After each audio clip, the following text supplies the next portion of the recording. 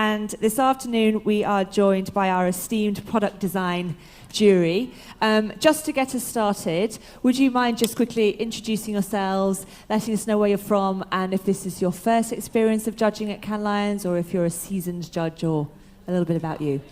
So I'm Gregory Polletta, and I'm a designer, engineer, research scientist, work between London, New York, Paris, and Milan. This is my first time as a judge at Cannes. It's been super. You know, our jury was extremely, passionate and focused, and there's a lot of energy in the room, and we really fought it out. And so I'm really excited to be here. And yeah, we can't not talk about your Grand Prix, the selection of Payphone Bank, which of course is extraordinary, but in the context of product design, I'd love to know, and I know the debate was intense and ongoing around the selection of that particular piece of work, because the Grand Prix, if anything, sends a message. I'd love to hear from you all a little bit about the process of choosing it, the nature of the discussion, and just why it moved you so much. We went through 4 rounds, so there were four deadlocks, and Ruth had to break it 4 times, and every one of the 4 times it got stuck. It didn't get anywhere. So even with have no influence, but still. Even with Ruth's sort of deciding vote, they had to make us do it again. So there was a whole lot of really powerful argumentation about this, because this particular entry is very much a serious product. Okay, it is an object. It has a functional capability. It's mechanical, and then plus it has all the systems behind it, and then on top of it, it does a tremendous amount for social good. So there were a lot of other products that were there that, they had a lot of impact. But this one directly affects the users in a very particular way that's also a physical, usable, mechanical product. So when we went through it, I got swayed. In the end, I got swayed. I did not vote for it each of the 4 times. And then at the end, I had no choice based on the arguments that we were having, and we demanded a lot from Cannes. We said, we want to know exactly these things, and we weren't going to make a decision until Cannes gave us the effort. And then they called the agency, they called the developers, they came back with all this information in an hour.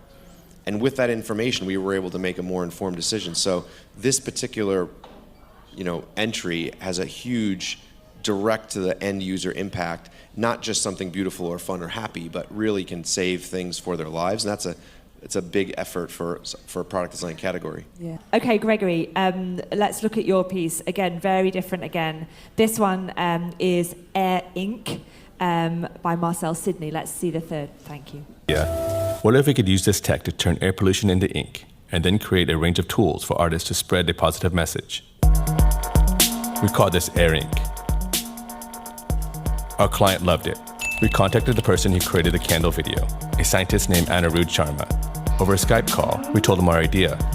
Rather than capturing soot from a candle, could we clean the air with this technology? Anirudh explained that it wasn't feasible to capture pollution on a large scale from the air, but he was working on a way to capture soot from exhaust pipes. He loved the idea of giving the ink to street artists, so we entered a partnership with Tiger Beer. Together, we turned the prototype into a reality. Here's Anirudh to explain how it works. We fit these devices onto exhaust tailpipes. The units capture air pollution before it enters the environment. The harvested carbon is then purified in a lab and turned into safe and high-quality inks.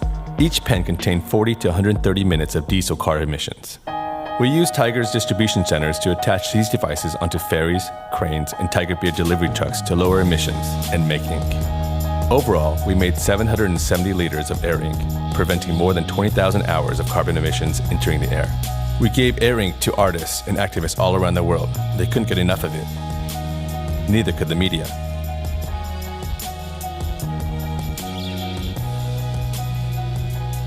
Finally, we along with our Tiger client and Anirudh are giving a Cannes Innovation Lions talk on June 19th to discuss the Air Ink journey and what applied innovation is about. Propelling a brand forward with breakthrough ideas, revolutionary technology, and forward-thinking collaboration.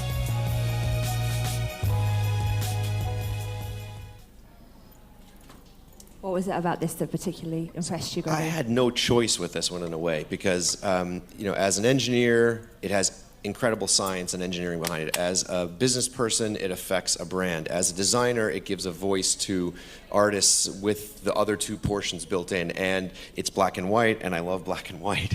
And it really is a breakthrough if they do something with it. So the ramifications of this particular technology that a scientist has developed that went to advertising, and again, I'm not an advertiser in any way, and Cannes really was never important to me as an award show, but when they started doing product design, I thought, all right, now there's an excuse to talk about products that actually do something, and if it affects advertising, great, but it doesn't really matter to me personally. And this one has it all. So, they've started something that could be used in another way that could be very effective. And it was difficult because, I had to cheat a little bit for this interview because, this is an amazing product and it's ridiculously simple, and it should be in any country that can't afford or can't have an infrastructure to allow kids to be able to have their immunity records. The Snapchat glasses are unbelievably genius. It's like looking at an iPhone 1. The little band that the Chinese agency did that saved 800 people's jobs for a year. These are all small little things, but this one was so encompassing to me as a person. And it gave artists a capability. And if they take this to the next level scientifically, it could be that this little device gets patented, put onto cars, and then as a new way of reclaiming ink for things like printing. So as soon as I can, I'm going to call the research labs where I used to work at Xerox and say, now this is a new way to make ink. Or maybe HP is already on top of it. And this has a tremendous effect to not only art and design, but science as well. So I had no choice. It picked me. Gregory, would you just tell us about the Golden Triangle briefly? Because I think that your raw technology, business innovation, design is helpful for people. Whenever I work with any large organization to either develop a product or if I'm training, let's say, a government group, and my firm's been very lucky. I mean, we've done things for governments like the government of Singapore. We've done things for corporations, billion-dollar corporations, the military, everything, and it's a huge gamut of people. And the category that this falls into, and this is why I was so challenged as an individual, is because I force, and I use that word very carefully, people to equally value three things, which I call the Golden Triangle, and I teach this whenever I'm doing lecturing at universities. Equally, a product should be functional engineering, business effective, ROI, and beautiful, objectively capable design. So when something is really balanced well, it's an amazing product. And so, something like the child's bracelet, ridiculously simple, effective for the users, technologically advanced, great.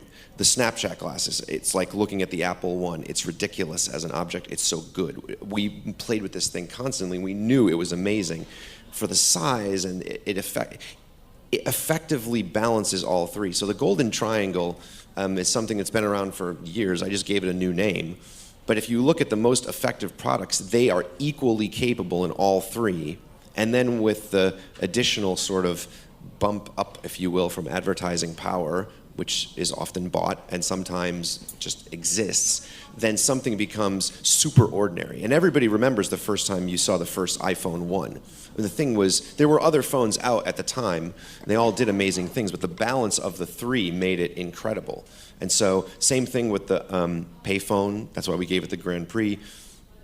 It's a very effective tool that I just use when I'm looking at something. When we're working with clients or pitching or anything else. And I think everybody does it unconsciously. I mean, I'm sure everybody here does this unconsciously. Just to conclude then, if there's nobody in the crowd that wants to ask, two things quickly from each of you before we wrap up. From everything that you've seen and experienced over the last 4 days, one piece of advice for the jurors who will be coming through in 2018 to judge the product design lines, what would you advise to them?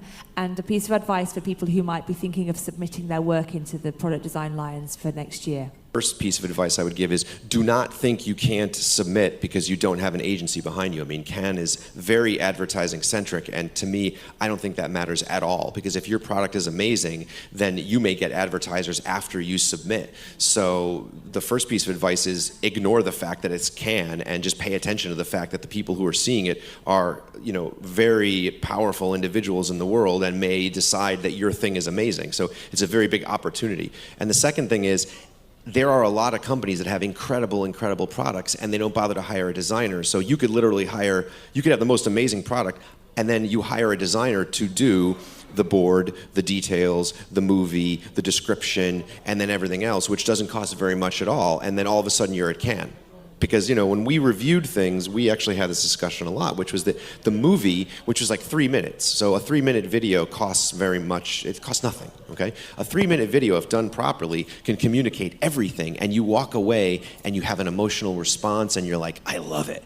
And then it's good anyway because you're already evaluating it as a product. So, to hire a designer to do your Cannes submission could give you an enormous world of benefit that you would have never had you not applied to Cannes. And, as Ruth said earlier, just to get shortlisted apparently is enormous. And this is your world, right? So it's enormous. And then if you win an award, that's off the chart. So if you never even knew about Cannes and all you had to do was make a 3-minute video and a couple of decent description boards, and it could change your entire firm, that's the advice I would give is, apply.